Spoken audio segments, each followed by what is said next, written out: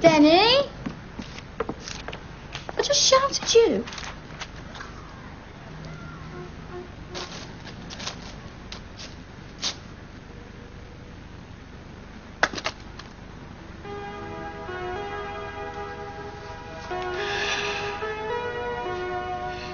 Denny, I don't want to have a baby, not until I've discovered myself.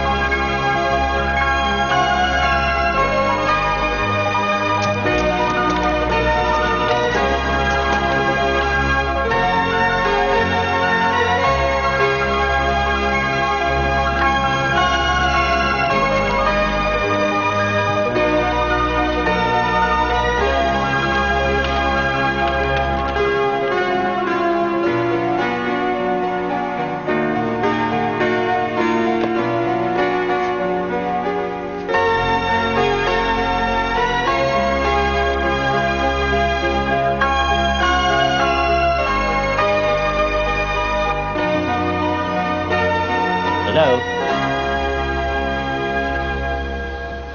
What's wrong? You know, this is getting to be a bit wearisome. Whenever you come here, Mrs. White, you'll do anything except start work immediately. Come on. Where's your essay? I haven't got it. You haven't done it? I said I haven't got it. Don't tell me. It's been stolen. Whilst you were sleeping, a group of Cambridge dons broke into your house and stole your essay on Chekhov. Rita? It's burned. What? So are all the Chekhov books you lent me. Denny found out I was on the pill. He's burnt all me books. Oh, Christ. I'm sorry, I'll get you some more books. Oh, sod the books. I wasn't referring to the books. Why can't he just let me get on with me learning? You think I was having an affair the way he behaves? You know, perhaps you are having an affair. Go away, I'm not. What time have I got for an affair? Jesus, I'm busy enough finding myself, let alone finding anyone else. I'm beginning to find me. It's great. It is, you know, Frank. It might sound selfish, but all I want for the time being is what I'm finding inside me. I certainly don't want to go rushing off with some fella. Perhaps your husband thinks you're having an affair with me. Oh, go away. You're my teacher. I've told him that. You told him about me? Yeah. What? I've tried to explain to him how you give me room to breathe. You, like, feed me without expecting anything in return. What did he say? He didn't.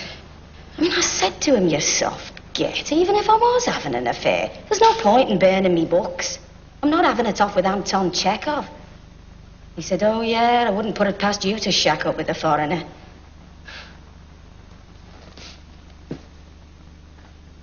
What are you going to do, Rita? I told him I'd only have a baby when I've got choice, but he doesn't understand. Do you love him? I see him looking at me sometimes, and I know what he's thinking. I do, you know. He's wondering where the girl he married has gone to. He even brings me presents sometimes, you know, hoping that the presents will make her come back. But she can't. She's gone. And I've taken her place.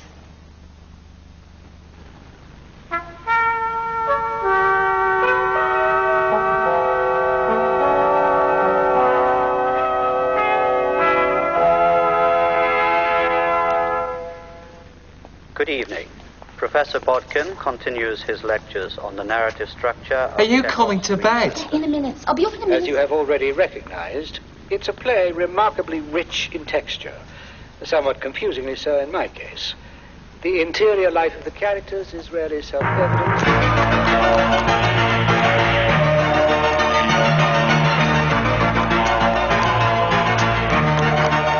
Therefore, the tragic hero will fall from grace because of this flaw in his character.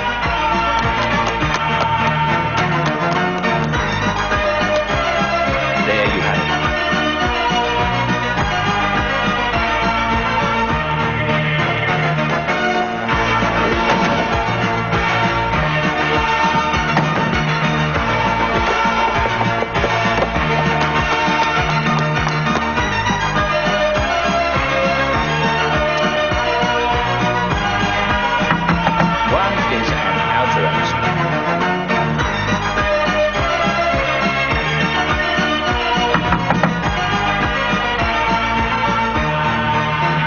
Excuse me a moment.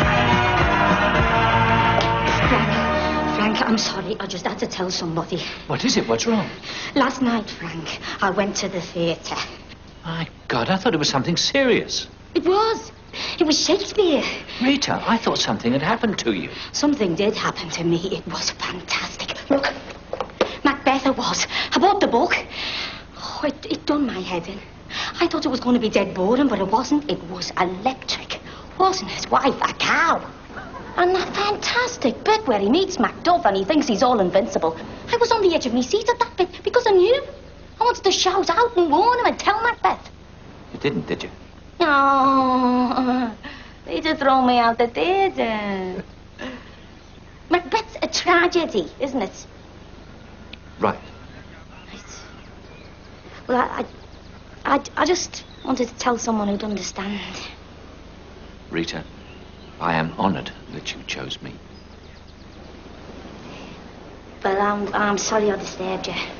Rita, wait a minute. We're near the end. Why don't you just come in and sit for a No, minute? no, Frank. Come on. You'll find it interesting. Come on, it's very interesting. Here you go. Come on, don't worry about it.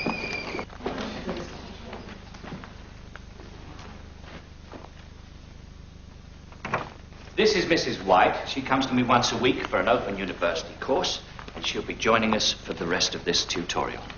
You sit there. Now, where were we? Ah, yes, tragedy.